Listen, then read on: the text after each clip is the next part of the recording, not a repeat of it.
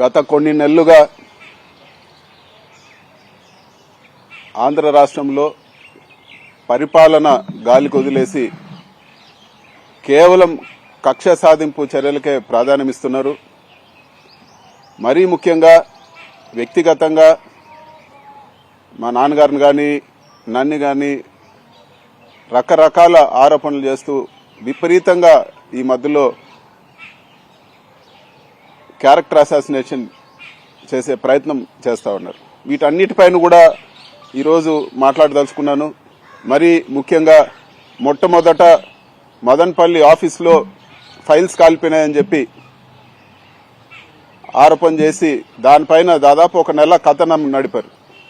అసలు ఫైల్స్ అనేటివి ఫిజికల్ గా ఉండవు, ఆన్లైన్ లో కూడా ఉంటాయి, కింద ఎంఆర్ఓ ఆఫీస్ లో ఉంటాయి, ఆర్డీ ఆఫీస్ లో ఫైల్ కాలిపోతే పైన కలెక్టర్ దగ్గర కూడా ఉంటాయి అని చెప్పి పలుమార్లు మేము చెప్పినా కూడా అసలు వినే పరిస్థితి లేకుండా చెప్పిందే చెప్పి అక్కడ ఏదో జరిగిపోయిందనే ఒక నెరేటివ్ తీసుకొచ్చారు.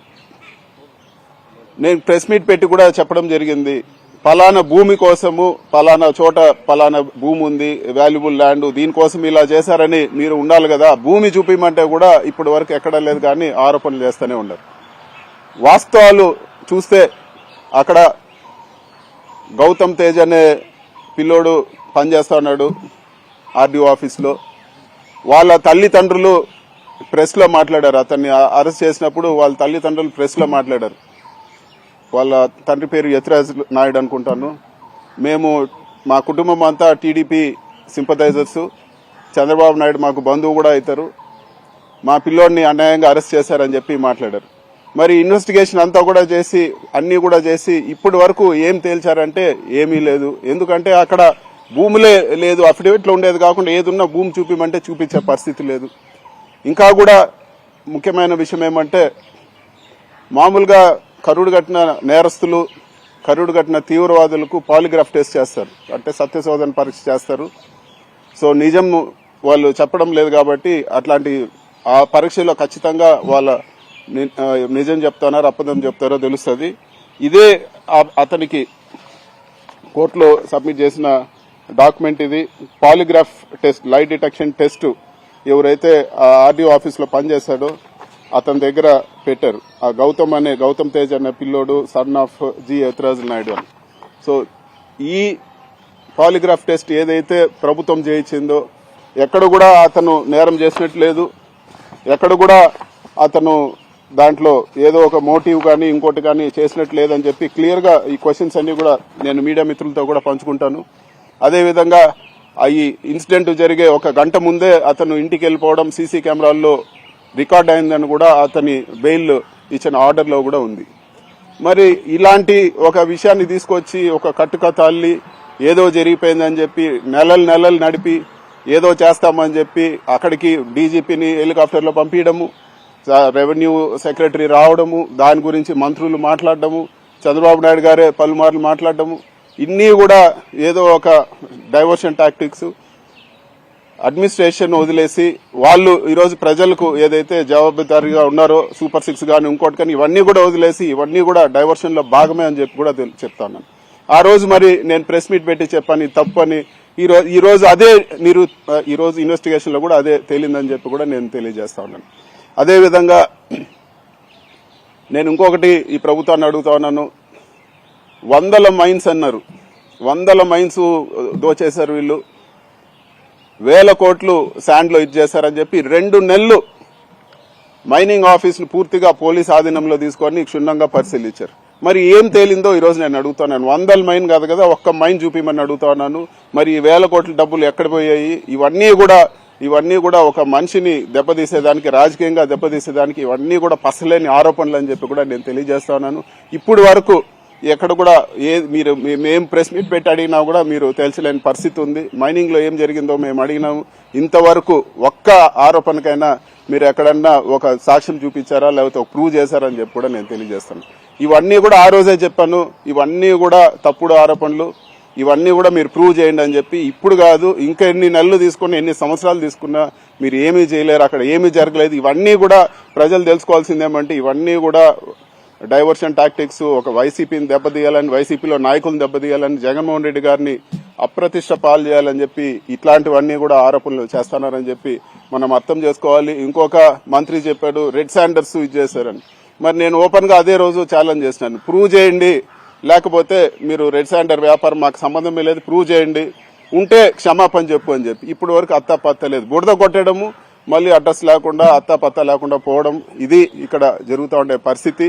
అదేవిధంగా నెల ముందు ఆరోపణలు వచ్చినాయి, 75 ఎకరాలు ఫారెస్ట్ ల్యాండ్ మొత్తం ఆక్యుపై చేశారని. నేను ఆ రోజు ఇక్కడే ప్రెస్ మీట్ పెట్టి చెప్పాను, ఈ పేపర్లు కూడా మా డాక్యుమెంట్స్ కూడా చూపించాను. ఇవన్నీ కూడా మా సొంత ల్యాండ్, ఇవన్నీ కూడా 2000 సంవత్సరంలోనే రిజిస్టర్ అయిన ల్యాండ్స్ అని చెప్పి. మరి మేము కోర్టుకు పోవడం జరిగింది. ఈరోజు కలెక్టర్ రిపోర్ట్ ఇవ్వడం జరిగింది. నేను ఆ రోజు ఏదైతే చెప్పానో, నేను ఏదైతే మా ల్యాండ్ డాక్యుమెంట్స్ చూపించానో 75.76 ఏకర్స్ మా కుటుంబ సభ్యులకు ఉందని చెప్పి కలెక్టర్ రిపోర్ట్ లో కూడా అదే ఉందని తేలింది. మరి ఈ రోజు అన్ని రోజులు దుష్ప్రచారం చేసి దానికి ఒక స్టోరీలు నడిపి దానికి డిబేట్లు పెట్టి ఎంత దుష్ప్రచారం చేశారో మళ్ళీ ఈ రోజు నిజం కూడా చెప్పాల్సిన బాధ్యత మీ పైన ఉందా లేదా అని చెప్పి కూడా నేను అడుగుతా ఉన్నాను. ఇట్లాంటి ఆరోపణలు చేస్తూ ప్రజల్ని తప్పుదోవ పట్టించే ప్రయత్నం చేస్తా ఉన్నారు. మరి ఈ కక్ష సాధింపులు ఎట్లుంటాయంటే, ఉదాహరణకు 2014-19లో నేను ఎయిర్పోర్ట్లో ఉండగా నేను ఒక అధికారిని కొట్టానని చెప్పి తప్పుడు కేసు పెట్టారు. నేను ఆ రోజు ప్రెస్ లో మాట్లాడినాను, ఇది పూర్తి తప్పుడు కేసు, మీరు సీసీటీవీ ఫుటేజ్లు బయట పెట్టండి, ఇది తప్పుడు కేసు అని. ఆ రోజు నాకు ఇచ్చిన సమాధానం ఏమంటే, నువ్వు ఎయిర్పోర్ట్ లో ఉన్న ఒక గంట సేపే సీసీటీవీ ఫుటేజ్లు పనిచేయలేదు, సీసీ కెమెరాలు పనిచేయలేదు, మేము ఫుటేజ్ ఇవ్వలేమని చెప్పారు. మరి అదేవిధంగా తప్పుడు కేసు పెట్టి నన్ను జైలు పంపడం జరిగింది. తర్వాత ఏం జరిగింది, తర్వాత అదే వ్యక్తి ఎవరి దగ్గర అయితే బలవంతంగా కేసు పెట్టించారో అతనే కోర్టులో వచ్చి ఇది తప్పుడు కేసు అని చెప్పి కేసు కొట్టేయడం జరిగింది. మీరు సాధించింది ఏంది, మీ పైశాచిక ఆనందము, జైల్లో పెట్టి ఒక ఆనందం పొందారు తప్పితే అది తప్పు అని చెప్పి కూడా ఆ రోజు మేము చెప్పాము. మళ్ళీ కూడా అదే తేలింది. ఇప్పుడు ఈ రోజు మళ్ళీ కూడా ఇంకో కొత్త నాటకానికి లేపారు. ఒక 2-3 రోజుల ముందు టీడీపీ వెబ్సైట్ లో, ట్విట్టర్ లో పెట్టారు 3000 కోట్లు స్కామ్ చేశాడు మిథున్ రెడ్డి అని చెప్పి. అసలు మీరు ఎట్లా ఇలాంటి ఆరోపణలు చేస్తారో కూడా, లిక్కర్ స్కామ్ అని చెప్పి సంబంధం లేని విషయాలన్నీ కూడా నెట్టే ప్రయత్నం చేస్తారు. ఇది కూడా ఇప్పటి వరకు మీరు చేసిన పసలేని ఆరోపణలు ఇది కూడా భాగమే. ఇది ఢిల్లీ లిక్కర్ స్కామ్ లాగా అని చెప్పి మీరు మాట్లాడడం జరిగింది. ఢిల్లీ లిక్కర్ స్కామ్ లో ఏం జరిగింది, ప్రభుత్వ షాపులన్నీ కూడా ప్రైవేట్ పరం చేసి ఆ రోజు కేసు రావడం జరిగింది. మరి ఆంధ్రప్రదేశ్ లో ఏం జరిగింది, జగన్మోహన్ రెడ్డి గారు ఉన్నప్పుడు ప్రైవేట్ గా ఉండేటివన్నీ కూడా ప్రభుత్వం నడిపింది. మరి స్కామ్ ఎక్కడుంది? ఇప్పటి వరకు గత కొన్ని నెలల ముందు 50,000 కోట్ల స్కామ్ అన్నారు, మళ్ళీ ప్రజలు నమ్మరని చెప్పి మళ్ళీ 30,000 కోట్లు అన్నారు, మళ్ళీ 10,000 అన్నారు, మళ్ళీ ఇప్పుడు 3,000 అంటా ఉన్నారు. ఇది ఒక ఫిగర్ కు తీసుకొచ్చి ఇప్పుడు 3,000 అని చెప్పి టీడీపీ అఫీషియల్ వెబ్సైట్ లోనే పెడతా ఉన్నారు. మరి 3,000 కోట్ల రూపాయలు అంటే అది 300 కాదు కదా జోబులో మర్చి పెట్టుకునేదానికి, ఎక్కడుందో చూపిమని చెప్పి కూడా నేను ఈ రోజు డిమాండ్ చేస్తా ఉన్నాను. ఇట్లాంటి తప్పుడు ఆరోపణలు మీరు చేసి ఈ రోజు ప్రజల్ని డైవర్ట్ చేసి ఈ రోజు జగన్మోహన్ రెడ్డి గారిని, అదేవిధంగా వైఎస్ఆర్ కాంగ్రెస్ పార్టీని దెబ్బతీసే ప్రయత్నం మాత్రమే అని చెప్పి కూడా నేను తెలియజేస్తా ఉన్నాను. ఒక జగన్మోహన్ రెడ్డి గారు ఒక పెద్ద చెట్టు అయితే మొట్టమొదటిగా కొమ్మలన్నీ నరికి చెట్టు నరికే ప్రయత్నం మీది. పక్కన ఉండే లీడర్లందరినీ కూడా ఎవరైతే పార్టీ గట్టిగా ఉన్నారో వాళ్ళందరినీ దెబ్బతీసే ప్రయత్నం మీరు చేస్తా ఉన్నారని చెప్పి కూడా నేను ఈ రోజు తెలియజేస్తా ఉన్నాను. అదేవిధంగా నేను ఒకటే చెప్పదలుచుకుంటా ఉన్నాను, అందరికీ ఒకే మెడిసిన్ పనిచేయదు. ఏదో కేసులు పెడితే భయపడిపోయి వచ్చి చేతులు కొట్టుకొని మీ దగ్గరకు వచ్చే పరిస్థితి ఉండదు. మీరు ఎంత హరాస్ చేస్తే, మీరు ఎంత ఇబ్బందులు పెడితే ఖచ్చితంగా అంత గట్టిగా రివర్స్ ఫైట్ బ్యాక్ చేస్తామని చెప్పి కూడా నేను ఈ రోజు తెలియజేస్తా ఉన్నాను. ఇట్లాంటి తప్పుడు కేసులు అన్ని కూడా ధైర్యంగా ఎదుర్కొంటాము. ఎక్కడ కూడా మేము తప్పు చేయలేదు కాబట్టి ఎక్కడ తగ్గే ప్రసక్తే ఉండదు, భయపడే ప్రసక్తి ఉండదు అని చెప్పి కూడా నేను తెలియజేస్తాను. న్యాయంగా ఎన్ని దారులున్నాయి అన్ని విధాల దీన్ని గట్టిగా ఫైట్ చేస్తాము. ఇది పూర్తి తప్పని చెప్పి కూడా త్వరలోనే తేలుతుందని చెప్పి కూడా నేను తెలియజేస్తాను.